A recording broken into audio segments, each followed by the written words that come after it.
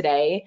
So a little bit about me before we get started. I don't want to spend too much time here because I really want to give you guys as much information as possible. But I have been in the business for 25 years. And every time I say that, I'm like, oh my gosh, it's like such a long time. But I am a former salon owner. I was a commissioned salon owner back home in Pennsylvania. And I was also a hairstylist for 20 years as well. So working behind the chair. And I did work for a salon where I was the district manager, and I ran a company with my mentor. She's still my mentor to this day, going back now over 20 years. But I ran a company with them and was a district manager, had 8 salons, 55 employees, and then decided to go out on my own and open up my own salon. And I owned that for 11 years before I decided to sell it back in 2016. And the question that I get asked most often is, why did you sell your salon? And I think there's so much opportunity in this business. Your own progression and your own journey is your own. And for me, I knew that I wanted to do what I'm doing now, and I wanted to create my own consulting business to help salon owners and help suite owners and renters and hairstylists really feel good about themselves, but also feel good about running their business. So I sold my business because it was just time. It was a good time for me to sell, and I absolutely loved being a salon owner, but it was just time for me to kind of move on and do my own thing and do what I'm doing now. And it's been over 5 years that I've had my own consulting business. And now I get to work with cool people like Sola and, just work with and educate and learn from, everybody that's tuning in here today. So that's kind of my story in a nutshell. Again, don't want to spend too much time on that. I really, really want to get into budgeting today. So we're going to talk about budgeting. We're going to talk about profiting. I'm going to share 2 of the areas that I really want you to kind of focus on. And if you're new to profit and loss statements and pulling your numbers and reports and all of that stuff, it's okay. That's why you're here. And I think the biggest thing that happens is because we're uncomfortable with things, we tend to avoid them, which is totally natural. But the best thing that you can do for yourself and what you can do for growing your business and building a sustainable business is to get comfortable with being uncomfortable. So if numbers and money and budgeting and profit and loss statements and all of those things are not your gig, today is the day to make that change, because the more you dive into understanding the importance of budgeting and the importance of target profit, which I'm going to share with you today, and how to increase that, the better off you're going to be. So really what I coach and teach to, there isn't a one size fits all. I don't work like that because I believe our business is not one size fits all. I'm just here to give you the tools so you can feel empowered and you can make the best decisions for your business, because everybody's business, although maybe somewhat similar, there are a lot of differences. So I just want to provide you with information where it gets your wheels turning a little bit, but you're kind of like, okay, now I have information, now I have facts, and now I can make better business decisions that, are based on long-term, and not making decisions that are focused just short-term and for the now. So today's topic, of course, is all about monthly budgeting. And why is it important? So how many of you have ever looked at your bank statements, looked at a profit and loss statement, looked at anything that showcases where your funds are coming in and going out, and you're like, where is all my money going? Like, what happens to my money at the end of the month? I feel like I'm bringing in so much money in sales, but then at the end of the month, I'm like, where's my money? Like, what happened to all of my money? I get this a lot. I get this a lot in my DMs where people feel like they're doing so well and they're bringing in XYZ amount of dollars. It could be 50,000 a year, it could be 100, it could be 200,000 a year. And then at the end of that, they're like, what happens to my money? I feel like I have nothing left. So if you are in that boat, you are definitely not alone. And I can tell you that there are so many independents that do feel like that, and that's why we're here today, right? So we can shift that a little bit and say, okay, if I have even 2 key points on how I can budget better, That mindfulness and that awareness will actually make me feel so much better as I'm running my business. So, why is monthly budgeting important? Number one, it allows you to manage your profit. So, as we're talking about budgeting and we're talking about managing profit, it's so important to know what your target profit is, which we're going to get into, but also managing that in a way where you can look at it and say, okay, if this is what my target profit is, am I overspending in this area? Am I, good and on point in this, category of my spending? So it allows you to manage your profit. Number two, it allows you to increase your profit margin. So if you budget monthly and you start to look at things regularly, you can say, okay, I see that this month my target profit is down a little bit. So now I know that if I make some tweaks and some changes to my spending, right? Because we tend to overspend sometimes, and I'll tell you in which area in a second.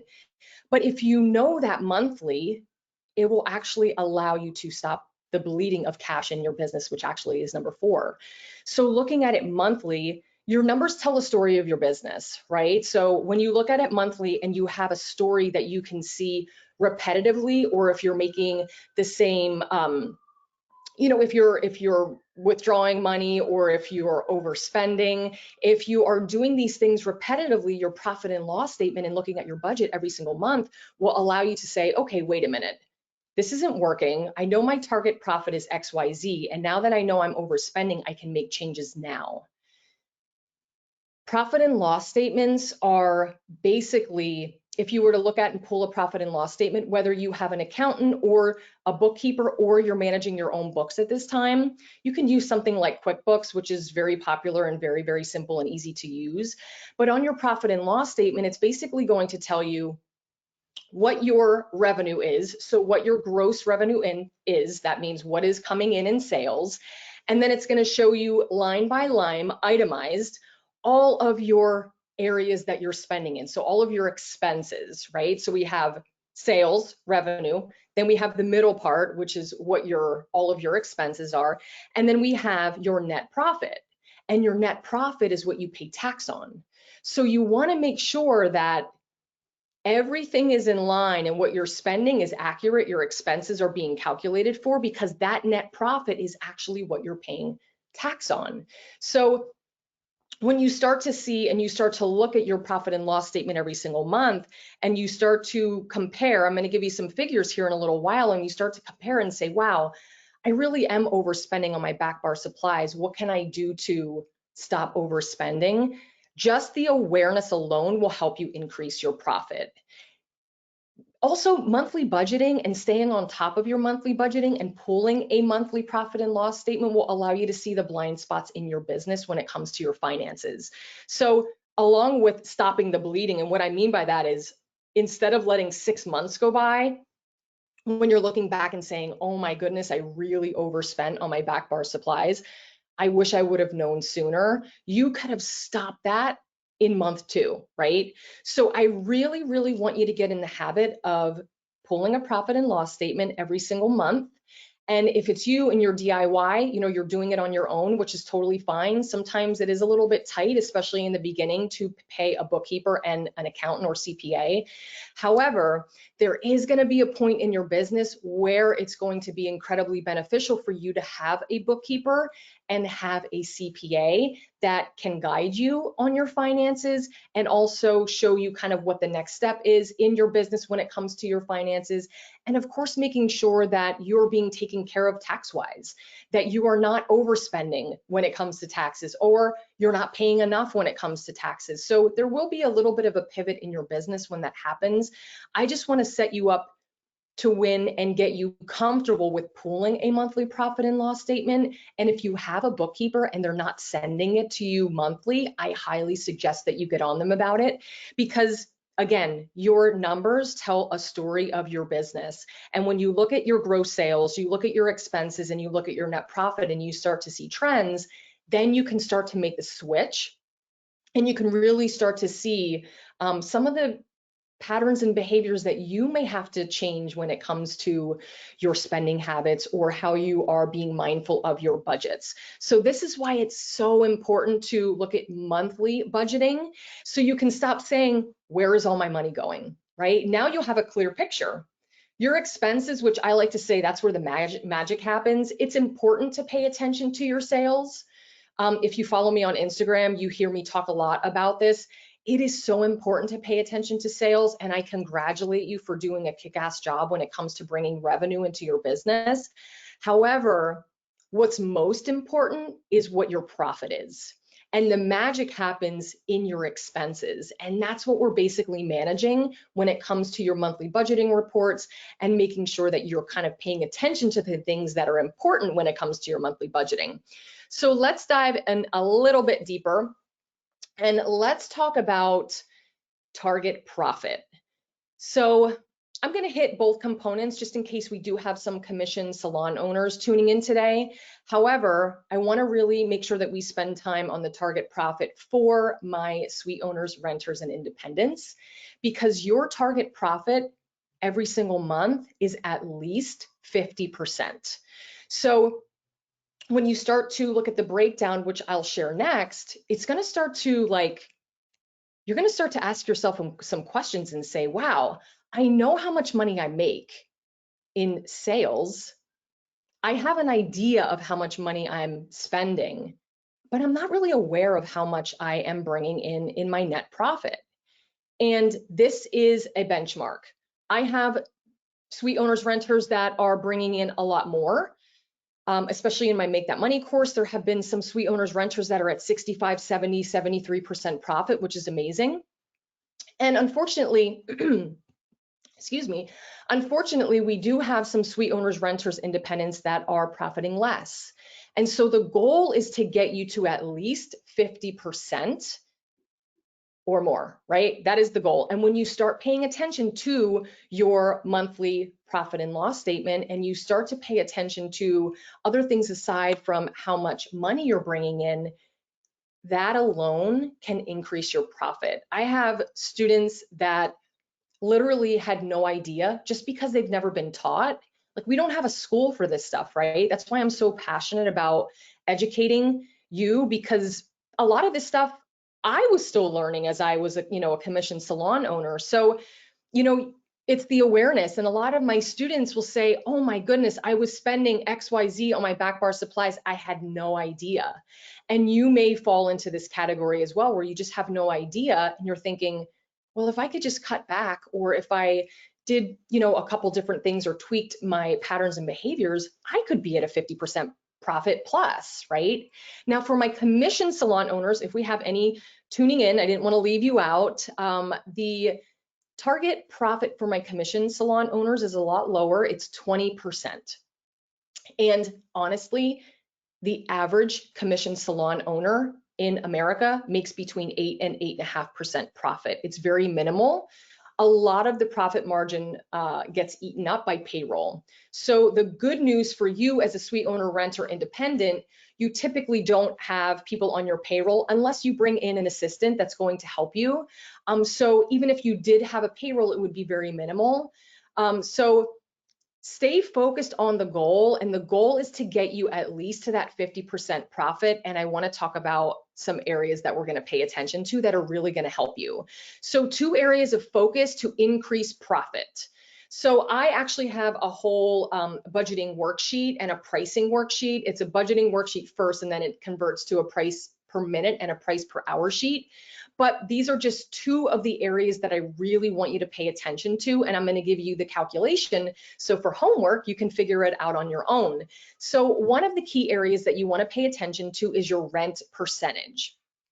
The goal here is to have your rent percentage be 12% or less of your monthly revenue.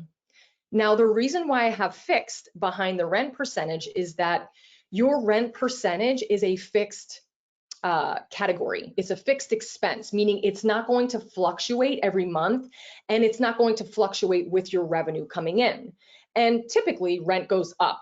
Very rarely does rent ever go down, right? So when we're looking at a fixed expense like we are as a rent percentage, the only way that you can decrease your rent percentage is to actually increase your sales, right? So when you do this calculation, if you're higher than 12%, I don't want you guys to panic. I actually had someone message me because I was doing a podcast and I was giving this calculation, and they said, oh my goodness, my rent percentage is 30%. I said, let's not panic, okay? It's a fixed percentage, it's not gonna go down. However, if we can get your revenue up to here, then we can bring that rent percentage down to 12%. Now listen, you may not ever get your rent percentage down to 12%. As long as we can keep our other percentages in line and we look at it overall as a whole, you still have the potential to make a 50% profit. So don't think just because either one of these percentages are high, it doesn't mean that you're not going to make that profit. It just means that the likelihood of you hitting that profit is going to be less because it's higher than what we are allotted. So rent percentage 12% or less, and that is a fixed expense. So the only way that you can decrease that rent percentage is to increase your sales. Let's dive into back bar supplies, because this is the absolute most, I should say, the area where we spend the most. And I say we because I used to overspend in this area too. Now for my commission salon owners, your percentages are different. I'm just focusing on my independents, my suite owners, renters for these particular key points here to, for focus. So back bar supplies, 15% or less of your monthly revenue. So 15% or less of your monthly revenue is what you get to spend on your back bar supplies. This is the area where we spend and overspend the most. So I had a student in my Make That Money course spend over 40% of her revenue was spent on back bar supplies, and she had no idea, because she had no idea this even existed, right? And with that, she was able to cut that in half just by being mindful, making some changes and tweaks to her own patterns and behaviors. She was able to decrease that.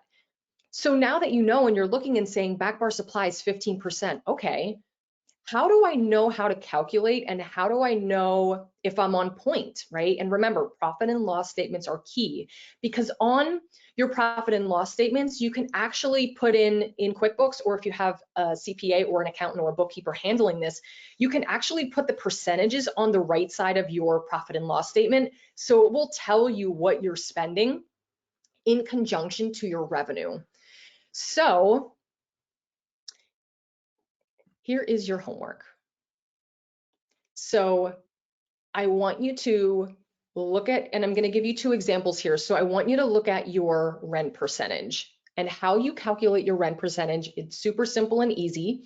You can go back and do this on an average for 3 to 6 months if you wanted to. You could just go back and do this on a month, again, because typically your rent percentage doesn't change or fluctuate. However, if you had an increase in rent, then you maybe want to do an average. But all you're going to do is you're going to take your rent and divide it by your sales, divide it by your revenue. So I'm going to just use this as an example, $1,200 in rent, and we're dividing that by $6,000 a month in sales revenue. And that means that we're at 20% for our rent percentage, right? So simple and easy, you can do the same calculation. I'm giving you another example here when it comes to your back bar supplies. And I'll let you know what back bar supplies are too, because I do get some questions about that. When we're talking about back bar supplies, so you take your supplies spent. So again, you can do this on average, or you can do this, month by month, but you take your supplies spent and then you divide that by your sales revenue. So let's just say we spent $700 for the month on back bar supplies, and our sales were $6,000. That means that our percentage for back bars for that month is 11.6%. Perfect, right? So if you want to do it in an average, you can. If you kind of want to do it month by month, you can do that too. It's easier just to do it on an average because it wraps everything up a little bit tighter. That way you're not doing it month by month. But here's the deal. If you are higher than the target, don't panic, because you have control over fixing this and getting it down lower, so then we can increase the profit margin. So if you are spending, let's say, $1,000 or $1,200 and you're bringing in $6,000 a month, obviously that percentage is going to be a lot higher. Then we have to look at things and say, how am I ordering? Do I have an order system that I focus on and follow every week, bi-weekly, or month? Or are you going to the beauty supply every single week without a budget, without having a list of things that you need? Because listen, when we go to the beauty supply, it's like going into Target. You go to Target for paper towels, you come out $200 later with stuff you absolutely don't need. It's the same thing going to the beauty supply. I'm not knocking going to the beauty supply. I think it's great, but you have to have a system, you have to have a budget, and you have to have a list of the things that you need so you don't overspend. So when you're thinking about how do I change this, how do I bring this down, we've got to get you in some sort of system where you're ordering every week, bi-weekly, or monthly. We have this budget intact, so you can actually run this budget for the month prior to see actually what your budget is to spend on the current month. And again, it's just being mindful, right? So let me tell you what back bar supplies consist of, just in case you were wondering. So anything from liters of shampoo, conditioner, back of house, that is considered back bar supplies. So your foils, your bowls, your brushes, your developer, your lightener, your color, your Olaplex, everything that is back of house. Retail is something completely different. There's a separate budget for that, and we don't commingle the two. If you are handling your own bookkeeping, I suggest that you separate out your service sales from your retail sales. They are totally separate, and you want to showcase that on your profit and loss statement. So this is going to be your homework. I would love for you to kind of look at this. And again, the more we pay attention, the more we become comfortable with this, the better off you're going to be in terms of increasing your profit, making more money even, but increasing that profit so you don't feel like you're kind of wondering where all of your money's going. You have facts. You have some percentages and some benchmarks that you can kind of gauge yourself and align yourself with. And now it's just being diligent and paying attention to it every single month. So I'd love for you guys to do this when we get off our call today. I would love for you to kind of check it out and just see where you're at, and continue to do that every single month. And if you're not pulling profit and loss statements, start to do that too. And even if it is uncomfortable, that is the only way that we grow. So I wanted to share this information with you. 2 areas of focus to increase profit. You know your target profit now, and now you have 2 benchmarks, and these are the 2 key areas. There are a list of others as well, but I couldn't get into all of them today. But these are the 2 areas that you really want to pay attention to. And I can guarantee that the majority of you are overspending when it comes to your back bar supplies, and it's okay, right?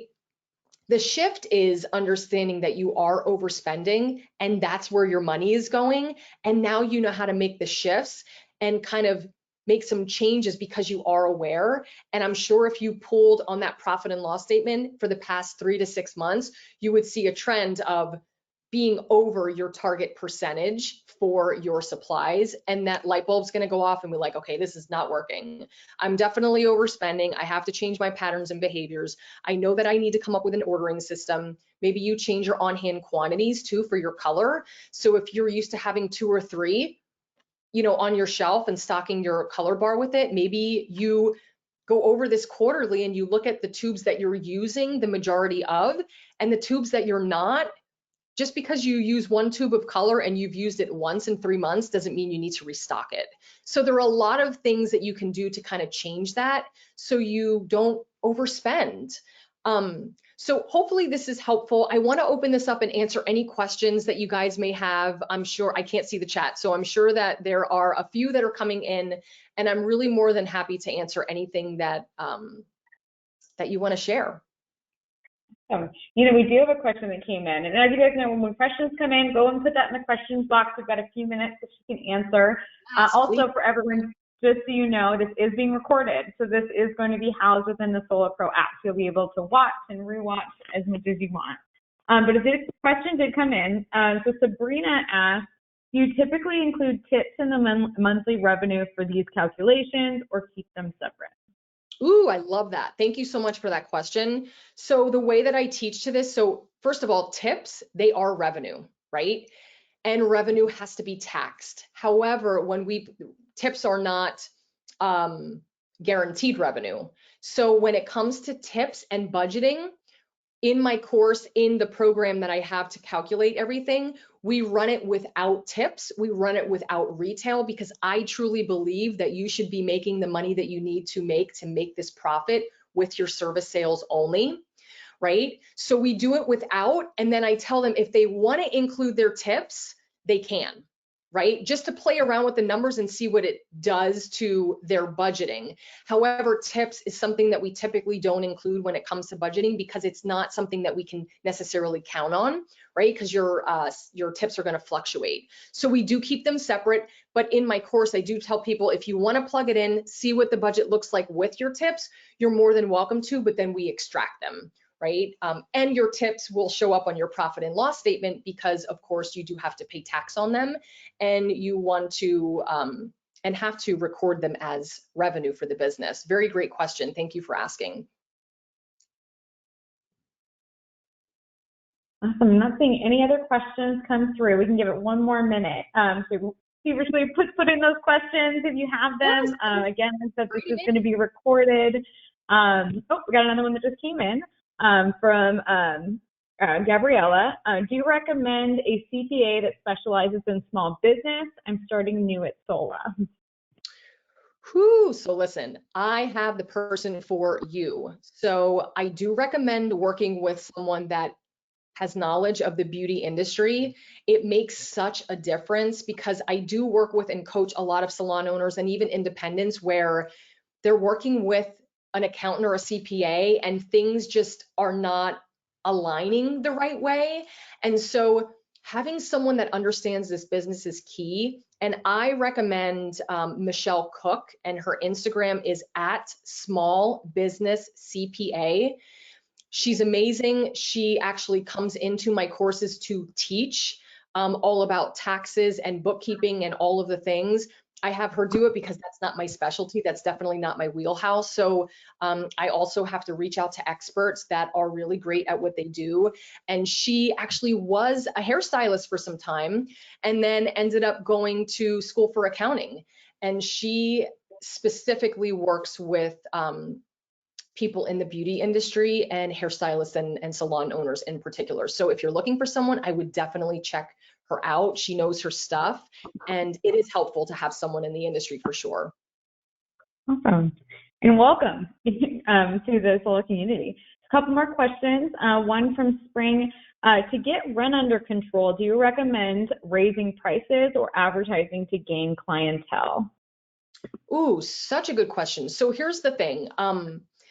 When it comes to raising prices, there are a lot of specifics that we kind of run through when it comes to, is it time to raise your prices, right? Because we have to make sure that we're raising prices with intention. Now, I can say this, if it's been at least a year or a year and a half since you've had a price increase, you're due, right? Because you can't operate your business from pricing from a year and a half, 2-3 years ago, because there's going to be a difference in cost. So your expenses will creep up, but your sales will typically stay the same. So there are a lot of things that kind of go into determining factors on whether you should have a price increase right now, that just being one of them.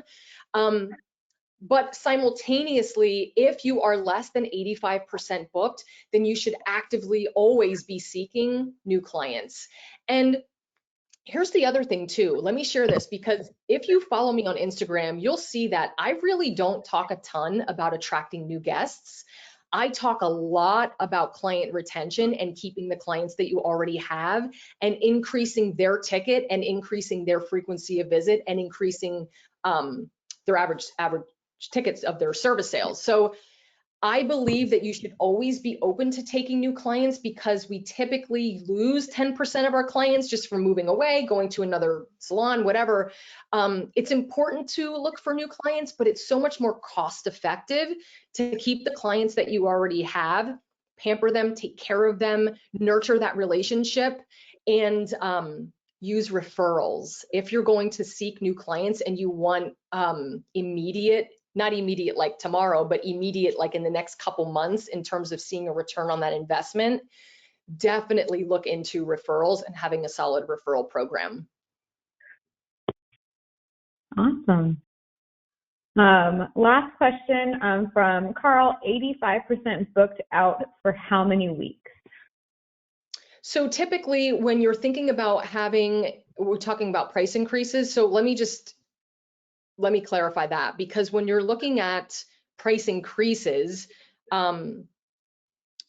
we want to see consistency there. So price increases or 85% booked for 2 to 3 months, right? So if you're booked 85% for 1 week, that's amazing, right? But we want to see consistency there. And when we make changes or we're making decisions for price increases or decisions in terms of taking new clients, 85% booked, we're looking for at least 2 to 3 months of consistency there. So hopefully I clarified that up for you a little bit. Awesome. I hate cutting people off. There is one that I'll end it. So if they want to know, do you have a referral program within your courses? So yes, so the referral program that I have is super customized. So I have my Make That Money course, which is just for suite owners and renters. And then I have Make That Money 2.0 that has a whole week just on referral programs. However, you have to take Make That Money first before we go into Make That Money 2.0, because we talk about gender neutral pricing and also hourly pricing. So you've got to do the first part of it first as well. Or if you wanted to get like a little touch of a referral program, you can hop into my online membership program where you can enjoy 14 days literally free and binge over 250 videos. And there's like a little intro to referral program in there as well, because it's kind of complicated. There are some stipulations and benchmarks that I use in terms of creating what you should offer for new clients and the current client. So it's kind of hard to get into, but it will give you a nice intro to creating a referral program. But that is like social media referral programs and networking, hands down, the best ways to attract new clients into your business and clients that you actually, that fit your target market. Perfect. And speaking of networking, if you guys haven't done so already, make sure to lock into Nina's Instagram. Her website's on there as well. Thank you so much, Nina, for joining us. As always, this has been amazing. This is being recorded in the Solo Pro app. So any more information you guys want on business and marketing, check out the Solo Pro app, check the Solo Stories podcast. Again, thank you again, Nina, for joining. Thank you so much for having me. I appreciate it. And please feel free to slide into my DMs, guys. I answer every single one of them. It is very important for me to make sure that you feel that you're supported. So if you have a question and you think about it later, hop on into my DMs. And thank you so much, Megan. I hope you guys have a great day.